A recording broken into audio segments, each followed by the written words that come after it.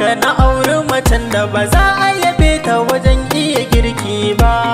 Ni ko a gani na gara da jure rashin iya girki, da na auri macen da ba za a yabe ta wajen iya tsafta ba.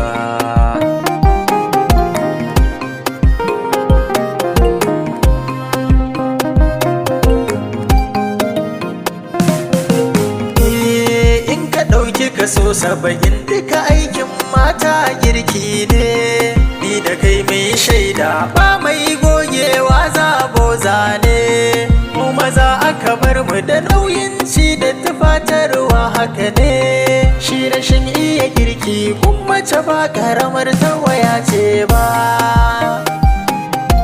Gara da jure rashin iya tsafta,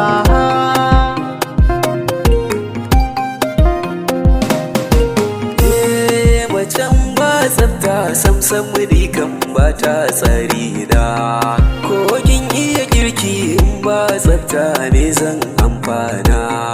In gida ba tsafta shin a ina ne zan je in zauna, ko da ba ko nai kaga ba za ta fitar na kunya ba. Gara na jure rashin iya girki ne.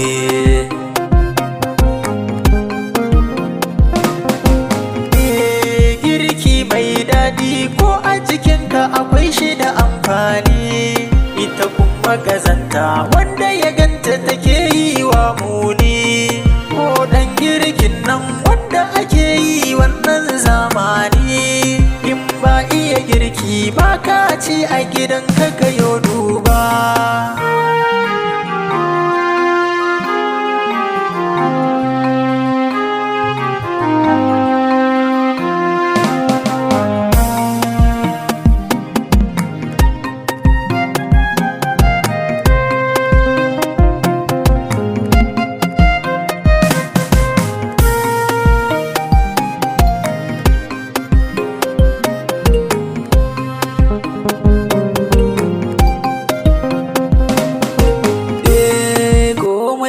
Zama duk kyawunsa kira sha abin kyama, tunda baka da tabbas gungirkin ne aka sanya ma.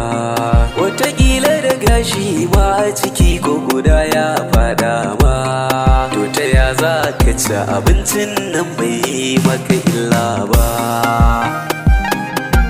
Gara na jure rashin iya girki ne.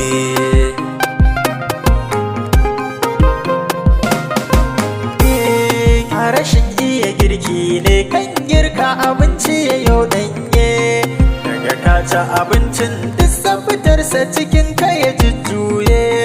Da rashin tabbas da abin da ya tabbata gurbin kowaye, a batun illolin gara rashin yin tsafta zai duba. Gara da jure rashin iya tsafta,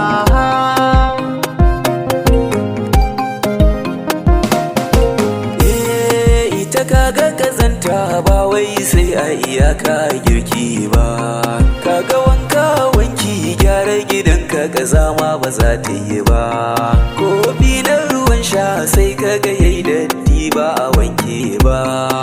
Kuma ko ba komai tsafta ai imani ce duba. Kaga hadisi ne ma nan babba.